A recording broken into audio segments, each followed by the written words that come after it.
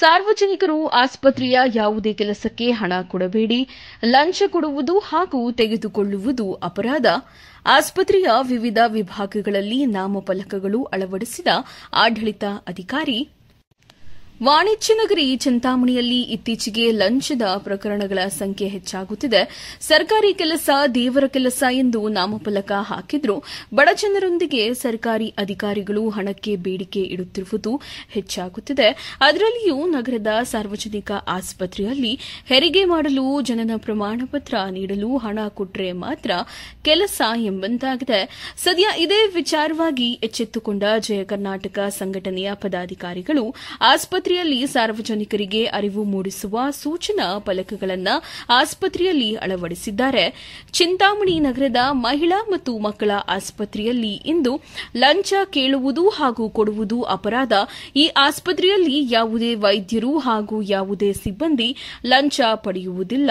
ಯಾವುದೇ ವೈದ್ಯರು ಹಾಗೂ ಸಿಬ್ಬಂದಿ ಲಂಚಕ್ಕೆ ಬೇಡಿಕೆ ಇಟ್ಟಲ್ಲಿ ಆಡಳಿತ ವೈದ್ಯಾಧಿಕಾರಿಗಳಿಗೆ ದೂರು ನೀಡಿ ಎಂದು ಬರೆದಿರುವ ನಾಮಫಲಕಗಳನ್ನು ಜಯ ಕರ್ನಾಟಕ ಸಂಘಟನೆ ತಾಲೂಕು ಅಧ್ಯಕ್ಷರಾದ ಸತ್ಯನಾರಾಯಣ್ ಸಿಂಗ್ ರವರ ನೇತೃತ್ವದಲ್ಲಿ ಹಾಕಲಾಯಿತು.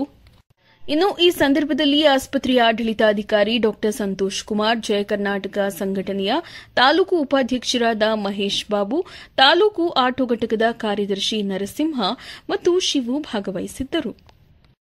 ಇದರಲ್ಲಿ ನಮ್ಮ ಜಯ ಕರ್ನಾಟಕ ಸಂಘದವರು ತುಂಬ ಹೆಲ್ಪ್ ಮಾಡಿದ್ದಾರೆ ನಮಗೆ. ಅವ್ರು ಹೇಳೋದಕ್ಕೆ ನಾವು ಸಾರ್ವಜನಿಕ ಆಸ್ಪತ್ರೆಯಲ್ಲಿ 19ನೇ ತಾರೀಕು ನಡೆದಂಥ ಒಂದು ಘಟನೆಯಲ್ಲಿ ಡಾಕ್ಟರ್ ಜಯರಾಮ್ ರೆಡ್ಡಿ ಅವರು ಲಂಚ ಸ್ವೀಕರಿಸಿ ಮತ್ತೆ ಅದನ್ನು ವೈದ್ಯಾಧಿಕಾರಿಗಳಾದಂಥ ಸಂತೋಷ್ ಸರ್ ಅವರ ಗಮನಕ್ಕೆ ತಂದು ಮತ್ತು DHO ಸರ್ ಅವ್ರಿಗೆ ಗಮನಕ್ಕೂ ತಂದಿದ್ದೀವಿ. ಅವರು ನೋಟಿಸ್ ಜಾರಿ ಮಾಡಿದ್ದಾರೆ ಅಂತ ಹೇಳಿದ್ದಾರೆ, ಗಮನಕ್ಕೆ ತಂದಿದ್ದಾರೆ. ಮುಂದಿನ ಅವರು ಏನು ಕ್ರಮ ಕೈಗೊಳ್ತಾರೆ ಅದ್ರ ಪ್ರಕಾರ ನಾವು ಮುಂದೆ ಹೋಗ್ತೀವಿ. ಇನ್ನೊಂದು ವಿಚಾರ ಏನಂದರೆ ಈಗಿನ ಪರಿಸ್ಥಿತಿ ಯಾವುದೇ ಸಾರ್ವಜನಿಕರ ಆಸ್ಪತ್ರೆಗೆ ಬಂದ ಕೂಡಲೇ ಲಂಚವನ್ನು ಕೊಡದೆ ಯಾರಾದರೂ ಲಂಚವನ್ನು ಬೇಡಿಕೆ ಇಟ್ಟರೆ ದಯವಿಟ್ಟು ಸಂತೋಷ್ ಸರ್ ಅವರು ಇರ್ತಾರೆ ವೈದ್ಯಾಧಿಕಾರಿಗಳು, ಅವರನ್ನು ಗಮನಕ್ಕೆ ತನ್ನಿ. ಕೂಡಲೇ ಅವ್ರಿಗೆ ಏನು ಆಕ್ಷನ್ ತಗೊತಾರೆ.